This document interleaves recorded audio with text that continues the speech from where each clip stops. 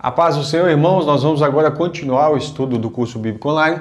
E aí você vai perceber o seguinte: depois que nasceram seus filhos, até José, Jacó decide ir embora. Só que Labão percebe que Deus havia abençoado muito. Labão não tinha tanto rebanho quanto Jacó, quando Jacó chegou, mas agora o rebanho dele tinha se fortalecido muito. Ele reconhece que isso foi a mão de Deus abençoando o fruto do trabalho de Jacó. Então o que acontece? Jacó deseja ir embora. Labão pede para que eles pudessem ficar e reconhece que Deus abençoou o trabalho dele ali. Então Labão pede que Jacó dê o valor do seu salário. Jacó, faça o seu salário para que você possa ficar aqui conosco. Essa foi a proposta. Então nós vamos ver como é que ficou o salário. E Jacó prometeu que iria apacentar e guardar o rebanho de Labão. Então quando eles vão combinar o salário, você vai ver que ficou assim, ó, cores mistas ficaram para Jacó, animais de cores mistas, listrados, salpicados, malhados, e cores puras, talvez na sua Bíblia está escrito assim, marrom, preto ou avermelhado, ficaram para Labão. Esse foi o início do acordo, tá ok? Jacó foi muito fiel na sua proposta.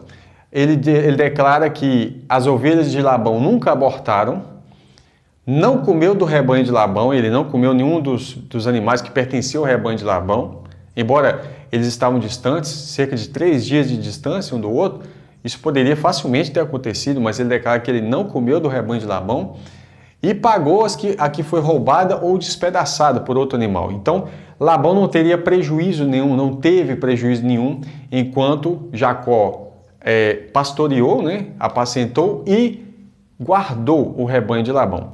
Acontece que Jacó usa uma estratégia com as varas, e aí enquanto as vacas vão beber água e elas vão ganhar suas crias, em frente àquelas varas, essas vacas mais fortes, elas acabavam dando listrados, os animais mais fortes, mas os mais fracos ele não colocava assim.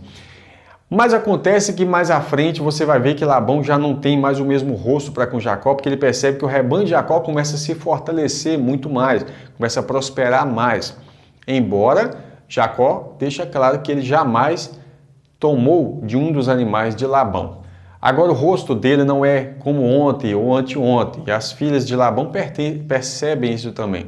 O que vai acontecer agora? Agora Jacó simplesmente ele precisa ir embora. Ele já havia trabalhado 20 anos para Labão, 20 anos de trabalho ali, porque foram 14 anos pelas duas filhas, isso é, 7 anos por Leia e 7 anos por Raquel, e 6 anos agora havia trabalhado pelo rebanho, um total de 20 anos ali na casa de Labão, e aquilo não estava gerando mais amizade entre eles, simplesmente contenda. Agora, acontece algo interessante no capítulo 31, no 3º verso, onde Deus fala exatamente o contrário do que tinha falado a Abraão.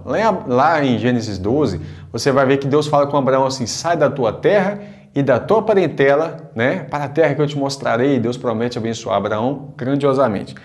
Só que agora aqui, ao invés de falar sai da tua terra e da tua parentela, ele fala volta para a sua casa. Então fala assim, Gênesis 31, 3. E disse o Senhor a Jacó, torna ou volta para a terra dos teus pais, e a tua parentela, e eu serei contigo. Claro, agora a parentela de Jacó é Isaac, eram pessoas que estavam em comunhão com o Senhor, pessoas abençoadas. O contrário do que aconteceria no caso de Abraão, quando Deus falava, sai do meio desse povo, E você vai se lembrar que em Gênesis 28, do verso 18 ao 22, Jacó tinha feito uma promessa a Deus, fez um voto. Se o Senhor me abençoar em toda essa minha trajetória, quando ele está saindo, da sua casa, lá atrás, com medo da perseguição de Esaú, seu irmão, ele faz um voto, e esse voto ele declara que se o Senhor me guardar nessa minha ida e eu voltar em paz para a casa do meu pai, então de tudo eu lhe darei o dízimo. Então Deus lembra Jacó do seu voto do dízimo em Betel.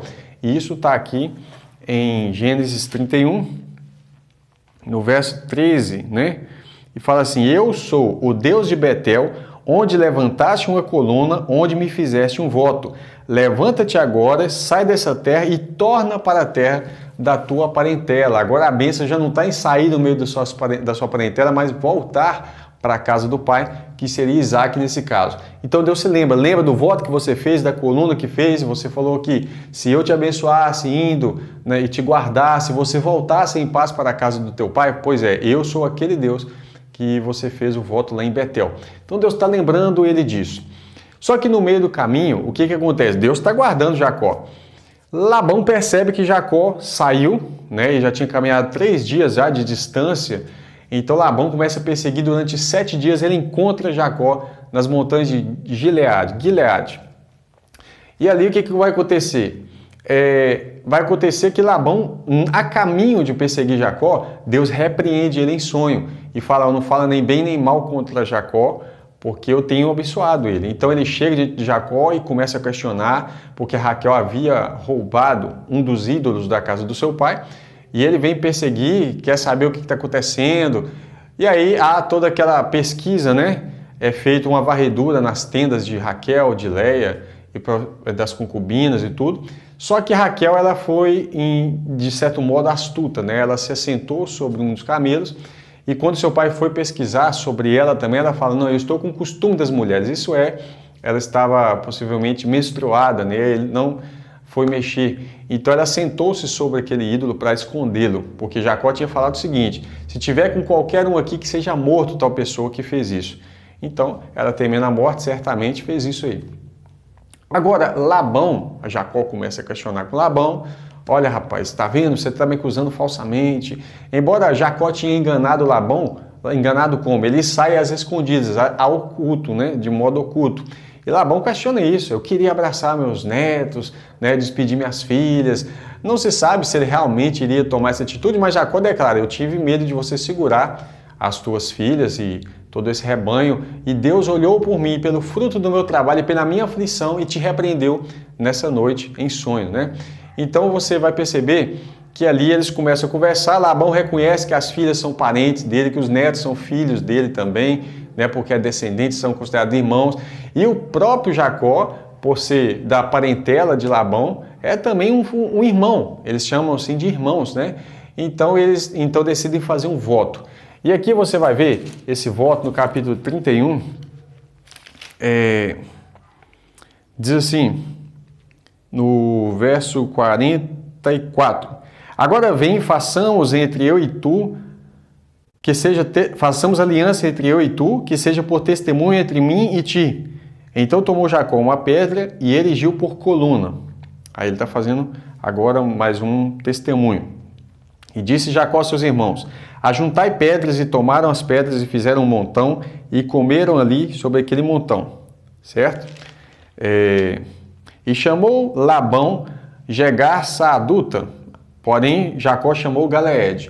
Jegar-Saaduta em aramaico, Labão, né? Chama de Jegar-Saaduta em aramaico, e Jacó chama de Galeede ou Gileade. Às vezes as pessoas pronunciam Gileade, né? Mas tá. Então, Gileade, o que vai significar Gileade? Gileade significa monte do testemunho, por causa do testemunho dessa aliança que eles estavam fazendo ali, tá certo?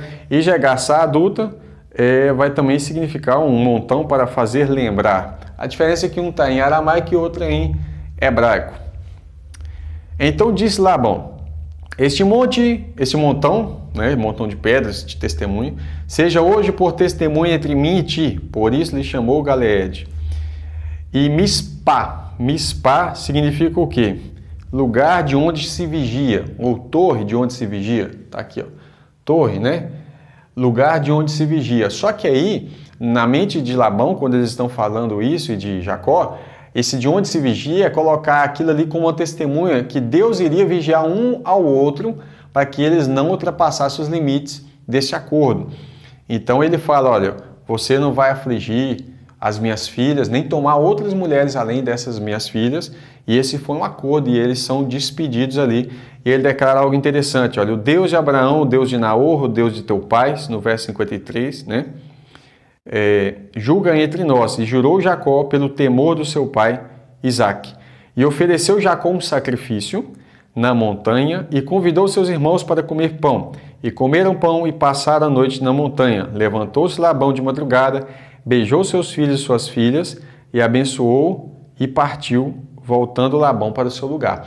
E quando fala filhos e filhas, os filhos de Jacó, né, que é os descendentes dele, né, naturalmente pode ser chamado também de filhos de Labão, nesse sentido. Mas interessante é quando Labão disse para ele, no verso 51, disse Labão a Jacó, disse mais Labão a Jacó, eis aqui este mesmo montão e essa coluna que levantei entre mim e ti.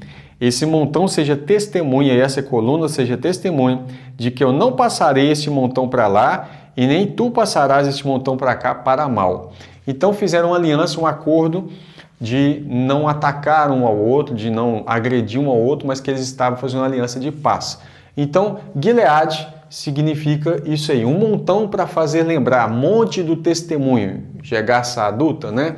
E essa torre, Mispá, torre, lugar de onde se vigia, onde Deus seria testemunha daquele ato onde eles estavam ali realizando. E de fato Deus é testemunha, porque onde dois estão ali declarando algo diante do Senhor, Deus estava ouvindo e realmente eles cumpriram isso aí. Eu espero que você tenha gostado um pouco dessa explicação desse capítulo e em breve nós vamos fazer o próximo capítulo, se Deus quiser. Ore por nós, vou deixar o quadro para você tirar aquele print legal e eu aguardo as suas orações, precisamos muito. Amém? Deus abençoe.